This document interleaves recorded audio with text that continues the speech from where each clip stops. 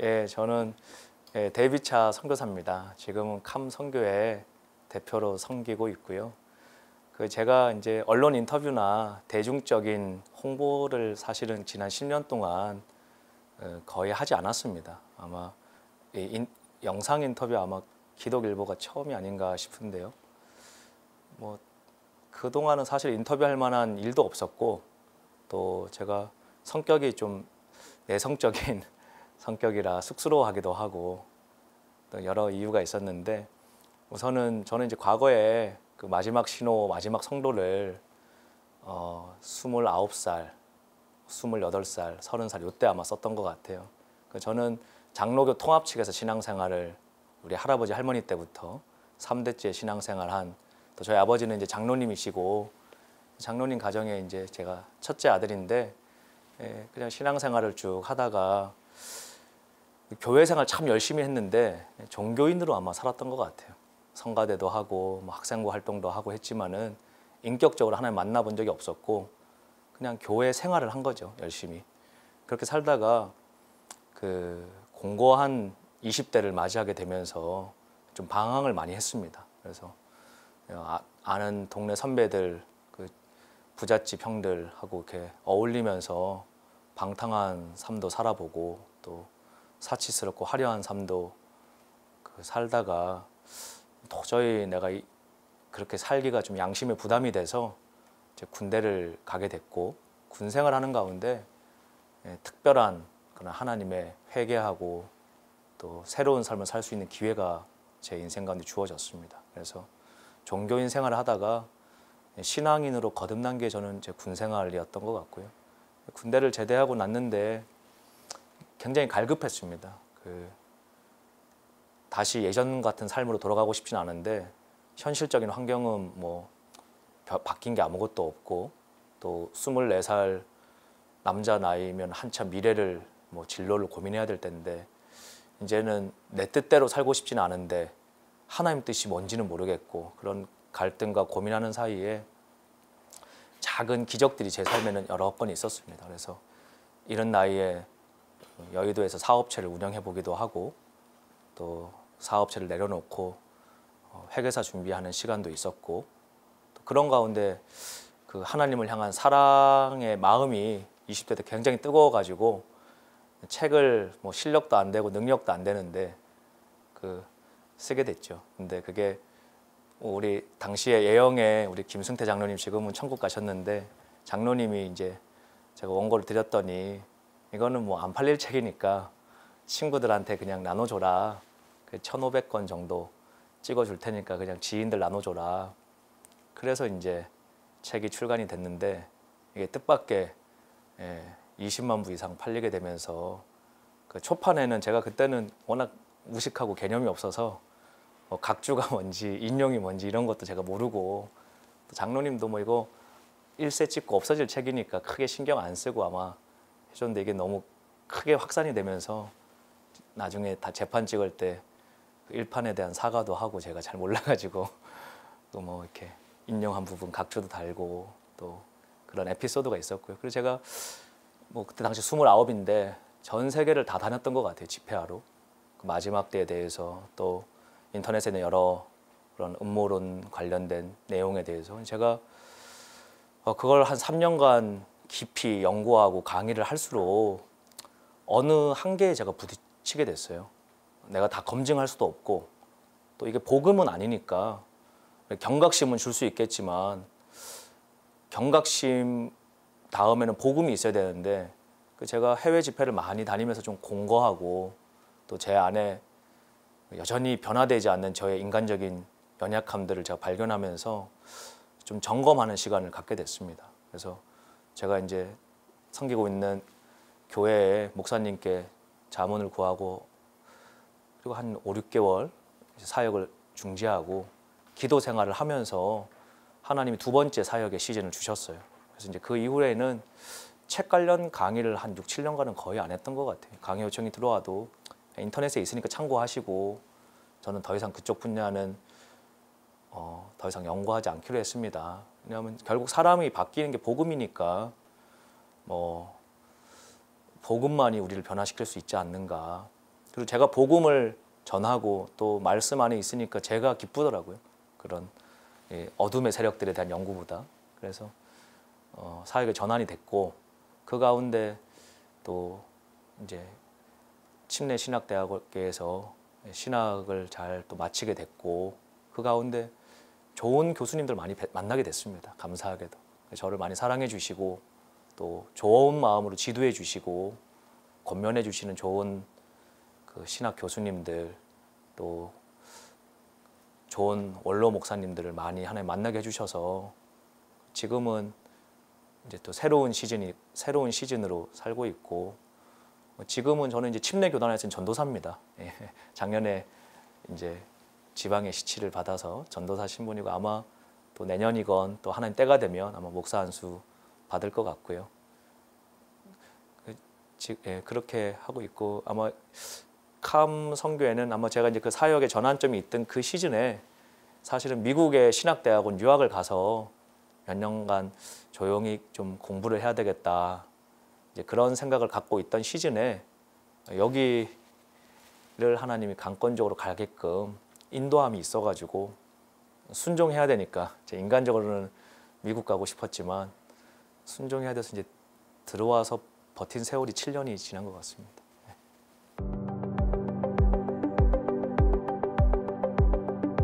네, 여기 벌써 세월이 7년이 지나서 제 30대를 여기서 다 보냈는데,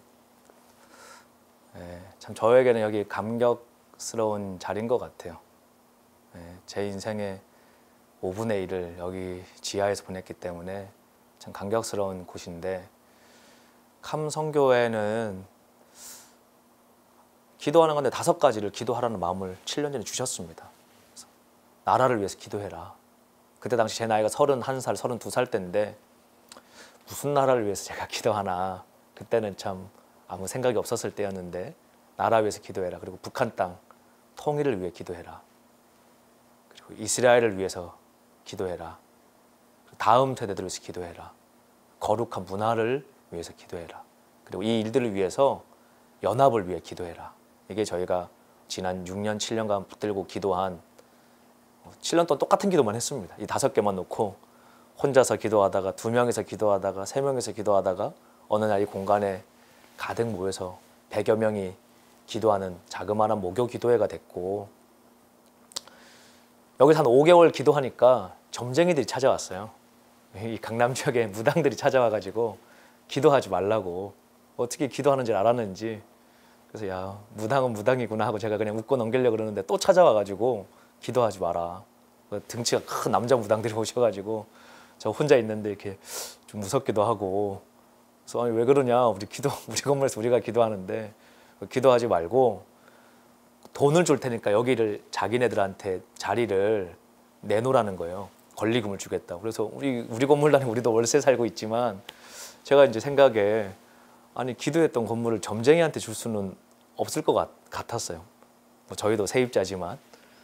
그래서 제가 좀 더 열심히 기도해야 되겠다, 이런 오기도 생기고 그런 에피소드도 있었고, 또 기도회 하면서 많은 분들이 함께 동참해 주셔서 크리스마스 시즌에 이 강남에 있는 대로변의 LED에 전광판에 예수님 광고를 실었던 적도 있었습니다. 그래서 뭐 단체 이름 이런 거 하나도 안 썼고요. 그냥 우리에게 정말 필요한 거는 예수 그리스도입니다. 이거를 그냥 띄워놨어요. 크리스마스 내내, 12월 달에. 그래서 버스 기다리는 사람들, 강남에 오가는 수많은 사람들이 그냥 멍하게 전광판을 쳐다보는데, 그 중에는 분명히 하나님을 만난 사람도 있을 거고, 옛날에 교회 다닌 분도 있을 것이고, 또 지금은 예수님 안 믿지만 그 멘트에 마음이 움직일 분 분명히 있을 거다라는 생각으로 한 달간 저희가 이 헌금들을 모아서 저희 몇 달치 월세죠. 그걸 다 모아서 전광판 광고를 실었던 적도 있었고, 또 강남에 저 M 스테이지라고 우리 강남 스타일의 그 뮤직비디오가 찍혔던 그 공간에서 그 찬양 콘서트도 여러 차례 열었습니다. 그래서 많은 연예인들 또 귀한 목사님들 오셔서 그 토요일마다 찬양 콘서트를 여러 차례 열었었고, 그런 기도 제목에 맞는 다양한 일들을, 또 탈북민들을 섬기는 일도 하게 되었고 또 기도 제목들이 하나씩 조금씩 저희 수준에 맞게 하나님 이루게 하셨는데 감성교회는 연합을 통해서 복음 통일하는 저희는 뭐 로컬 처치가 아니기 때문에 그 연합하기에 부담이 없습니다. 한국교회 누구나 기도하기 원하는 분들 모이셔서 기도하고 또 주일날은 하나님이 보내신 본인 섬기시는 교회에서 열심히 섬기시고 그 지역교회와 함께 기도하고 나라의 부르심을 위해서 나아가는 그리고 앞으로 저는 이런 연합의 운동이 복음 통일되었을 때 공적인 한국교회의 기도의 역할을 감당할 수 있지 않을까. 사실 이 코로나 시기에 어느 특정한 교회가 몇백 군데 교회 돕기가 재정적으로 쉽지가 않죠. 근데 저희는 뭐 몸이 가볍잖아요. 여기 뭐 월세 물론 큰 돈, 작은 돈은 아니지만 저희는 뭐 유지 비용이 거의 없기 때문에 이렇게 전액을 다 섬길 수 있는 것 같고요. 또 감성교회는 우리 오랫동안 기도해 오면서 한 달에 5,000원씩 소액이지만 때로는 10,000원씩 매월 약정을 하고 저희 성교회를 기도해 주시고 재정 후원해 주시는 멤버들이 계세요. 그분들의 재정으로 저희가 사무실 여기 성교회 자리도 유지하고 또 우리 스태프들 급여도 나가고 그렇게 운영하고 있습니다.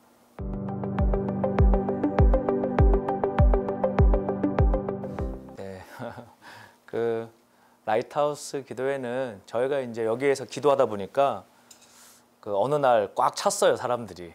그래서 더 이상 들어올 수 없게끔 저 계단 내려오는 2층 복도까지 다 사람들이 박스를 깔고 앉는 날이 있었습니다. 그래서 우리 스태프들이 어떻게 해야 되냐, 우리가 공간을 넓히기에는 강남에서 월세나 이런 게 만만치가 않고 그래서 온라인이 있으니까 온라인 기도회를 우리가 풀자, 현장에 오지 않도록 하자 해서 만든 게 유튜브 기도회였습니다. 과거에 한 4, 5년 된 것 같고요. 근데 저희는 뭐 유튜브를 사실 신경을 안 썼고 유튜브가 제가 뭔지도 잘 모르고 그냥 현장에 못 오시는 분들 방송으로 참여하시라고 했던 게 저희 홀리튜브의 기도회였고 그렇게 많이들 참여하지 않았던 것 같아요. 과거 뭐 박진 않았어요. 그래도 매주 목요일마다 저희는 드렸는데 한 500명에서 1,000명 내외 참여하는 기도회였고 그런데 이제 코로나가 터지면서 이제 매일 기도를 못하게 매주 현장에 못 모이게 된 거죠. 근데 올 초에 제가 이스라엘 아울리치를 갔을 때 주신 감동 중에 하나가 생존이 아니라 부르심이다라는 그런 마음을 제가 받았습니다.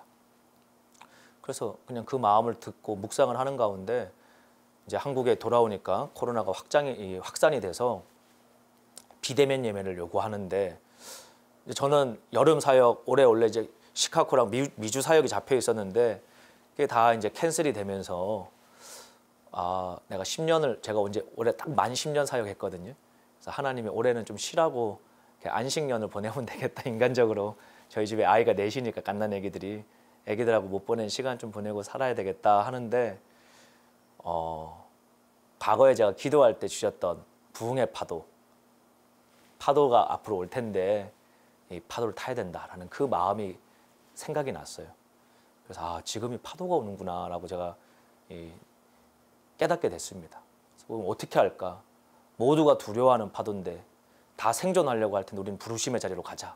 그래서 서핑을 타고 파도로 끼어드는 것처럼 저희는 올 3월부터 매일 기도회로 전환을 했습니다. 온라인 매일 기도로 전환을 했고 놀랍게도 1차 라이트하우스 온라인 기도회 때 동시간대 2,000명, 3,000명 이렇게 막 들어왔습니다. 그래서 굉장히 놀랬죠. 야, 어떻게 이렇게 많이 들어올까? 동시간에 평일에 2, 3,000명이 어떻게 들어오지? 저희 같은 작은 단체.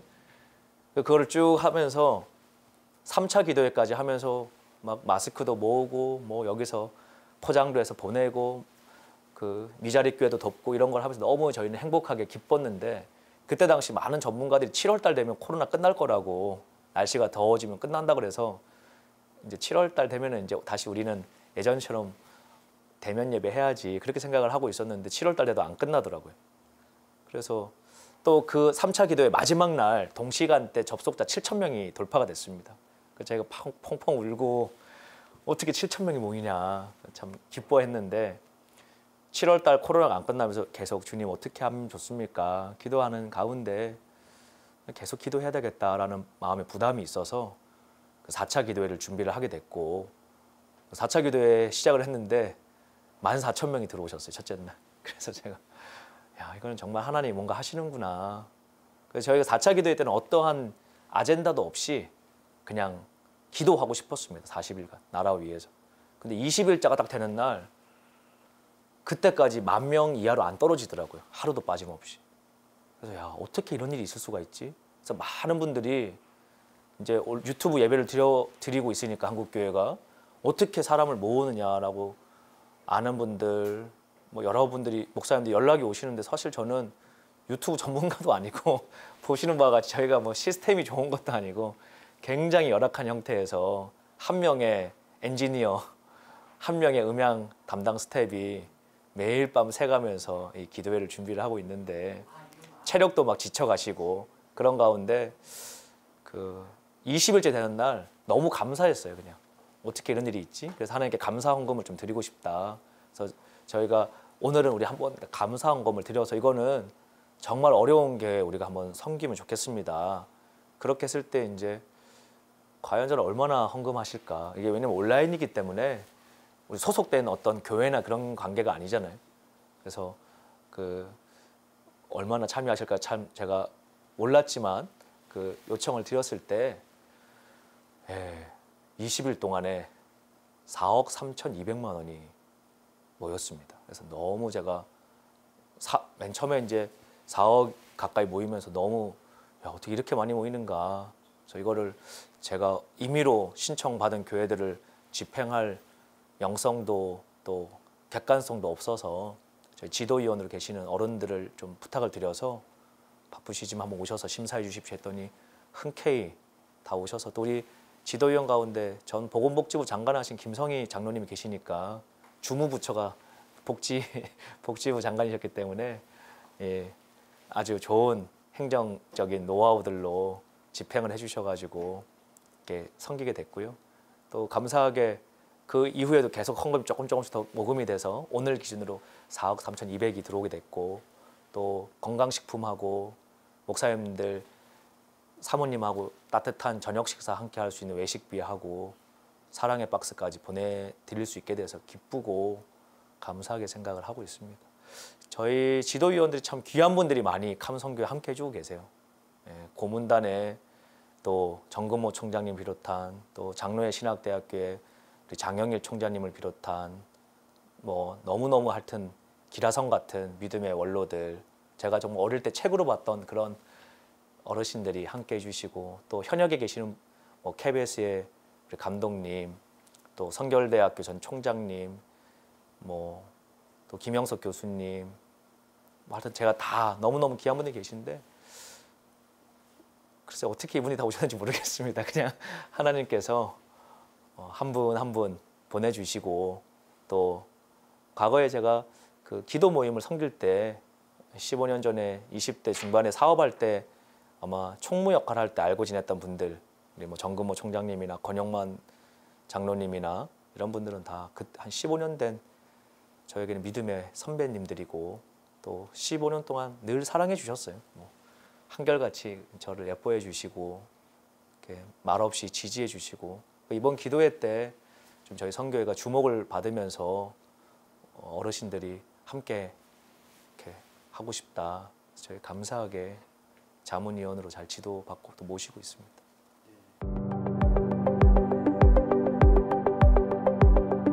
5차 기도회는 하나님께서 제 마음 가운데 사과하는 것, 서로 용서하는 것, 또 서로 화해하는 것, 그리고 다시 예수님 안에서 하나가 되는 것, 그리고 이제는 분열하지 않고 서로 싸우지 않고 2021년에 부흥을 향해서 미래를 향해서 나아가는 것. 요 사이에 KWMA라고 하는 세계 선교 협의회에서 황성주 박사님께서 또 저를 차세대 기도사역 단장으로 임명을 해주셨습니다. 제가 그런 직함을 받을 만한 자격이나 능력이 전혀 안 되는데 어떻게 저에게 이런 걸 주셨습니까? 하고 기도하는 가운데 한국교회를 더 겸손하게 잘 기도로 섬기라는 뜻인 줄 알고 제가 KWM에 가보니까 타겟 2030이라는 목표가 있더라고요. 그게 뭐냐 하면 2020년부터 2030년까지 한국의 골든타임이다.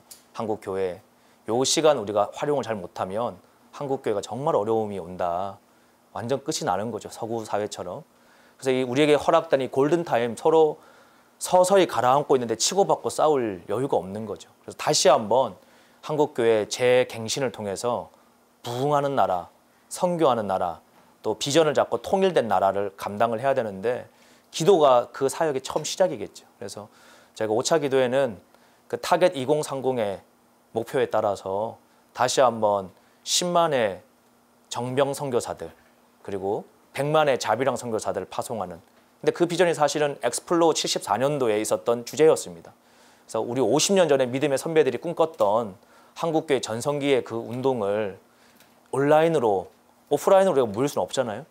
온라인으로 100만 명 모여서 기도할 때 다시 한번 교회들이 영적 전성기를 맞이할 수 있지 않겠는가 해서 거기서 여러 한국 사회에 좋은 영향을 끼치셨던 어른들을 좀 찾아뵙고 그들이 주장했고 하나님 주셨던 마음들의 다음 세대가 또 바톤을 받아서 우리 민족의 부르심을 이뤄가야 되지 않겠는가, 그런 마음을 가지고 기도하고 이제부터 또 준비해 나가야 됩니다. 뭐 아무래도 다양한 찬양팀들이 많은 팀들이 함께 하면 더 좋죠. 그래서 한국교회 전체가 하나님 앞에 찬양 드릴 수 있도록 그렇게 온라인상이지만 서로 지금 너무 많이 나눠져 있잖아요.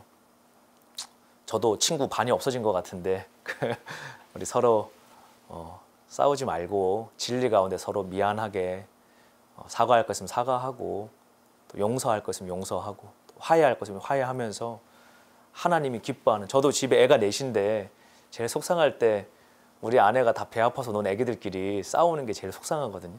그럼 아빠인 제가 야 얘들아 싸우지 마라. 그럴 때 첫째 아들이 둘째 딸한테 미안해, 그리고 오빠 미안해, 그렇게 하면 부모가 기분이 제일 좋잖아요. 그것처럼 우리 하나님의 자녀들이 서로 비난하고 싸우지 말고 서로 화평케 되면 하나님이 기뻐하지 않으실까. 그리고 나라를 고치는 것은 하나님이 나라를 고치신다고 저는 생각합니다. 그래서 우리의 막 주장이 나라를 옳게 고치는 게 아니고 우리의 분노가 나라를 바꿀 수는 없고 4차 산업 AI 시대에 우리 기독교인의 가장 큰 이 경쟁력은 용서하는 거라고 생각을 합니다. 슈퍼컴퓨터가 용서 알고리즘을 모방할 수 없다고 저는 생각하거든요. 그래서 우리가 용서하고 사랑하면 하나님이 기뻐하시지 않을까, 그렇게 생각하고 준비하고 있습니다.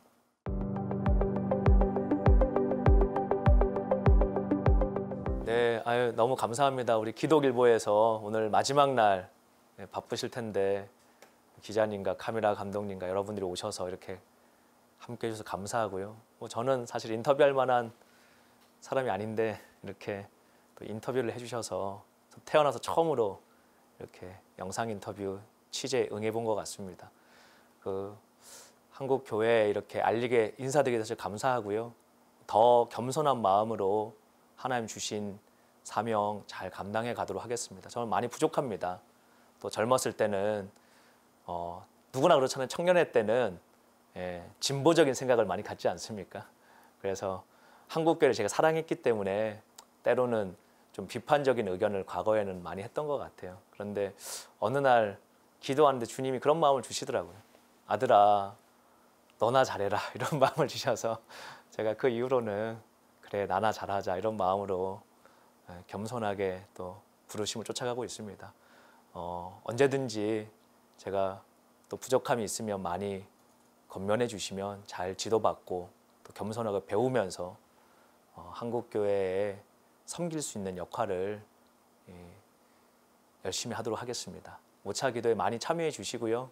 또 많이 함께 해주셔서 하나님 나라 확장에 큰 열매가 있었으면 좋겠습니다. 기독일보 더 번창해지시면 좋겠고요. 어려운 시간에 힘내셔서 다시 기독교가 이 세상의 빛을 감당하는 기독교 되길 원합니다. 감사합니다. And he said, I have one commandment to leave with you. 내가 너희들에게 꼭 한 가지 명령을 줄 테나. I want to say something I hope you'll never forget, he said. 이제 제자들에게 내가 하는 말을 영원히 잃어버리지 말아라. Love one another. 서로 사랑하라. Love one another. 서로 사랑하라. Love one another. 서로 사랑하라. He said, I have only one commandment to leave. 내가 계명을 줄 것이 하나밖에 없느니라. 지금 인류는 벽 앞에 섰습니다. 인류 문화의 종말입니다. 갈 데가 없습니다. 나갈 길이 없습니다.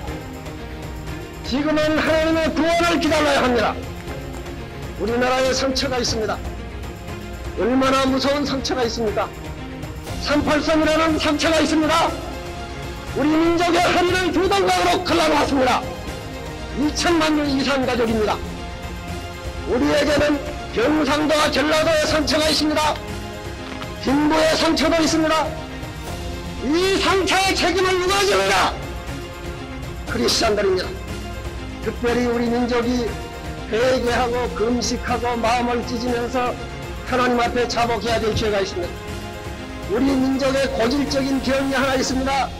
그것은 물고 찢고 중상모략하고 사색 방정하는 일입니다. 서로 싸우는 일입니다. 솔직하게 우리가 반성을 해보십시다. 우리가 가슴을 치고 울어야 합니다. 다시 그런 일이 없어야 됩니다. 어째서 우리가 하나가 못 됩니까?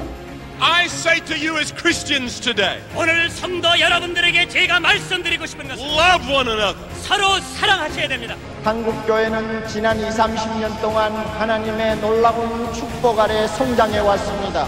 그 성장의 힘과 저력이 아직도 유지되고 있음을 저는 분명히 믿습니다. 누가 또 뭐라고 해도 한국교회 안에는 기도의 용광로가 아직도 활활 타오르고 있다고 저는 믿습니다. 그리고 남북이 통일되면 북한에 숨어서 믿음을 지킨 소수의 크리스찬들을 불씨로 삼으셔서 이 한국교회에 다시 새로운 붐을 일으킬 것을 믿습니다. 놀라운 영적 대각성이 일어날 것을 믿습니다. 이 한국에 붙는 불이 전 세계를 향하여 번지게 될 것을 믿습니다. 정치 협상으로 문이 안 열립니다. 군사력으로 문이 안 열립니다. 이것은 지도를 통해서 열릴 문입니다. 그리하여 세계가 보기를 저 383은 한국 민족의 기도 때문에 문이 열렸다. 공산권의 전도의 문은 전 세계의 성도들의 연합된 기도 운동으로 문이 열리게 됩니다. 예수님은 반드시 오십니다. 멀지 않아 오십니다. Someday we will look up 우리가 이 다음에 하늘을 올려다볼 것 같습니다. and riding on a white horse 거기에 백마를 타고 내려오실 겁니다. will be the King of Kings and Lord of Lords, our Lord Jesus Christ. 그분이 바로 만왕의 왕이요 만주의 주가 되시며 우리의 구세주가 되십니다.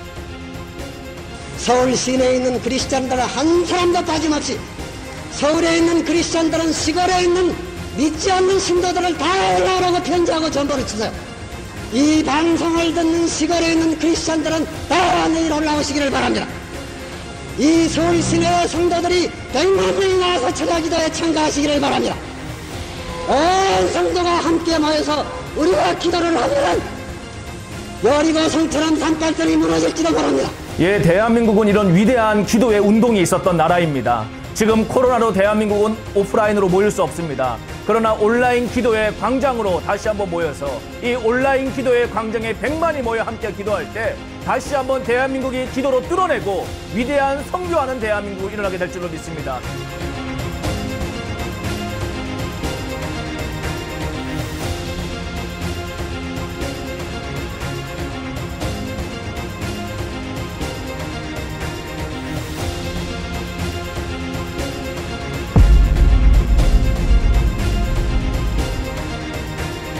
복음의 능력으로 사람들의 마음이 주께 돌아오는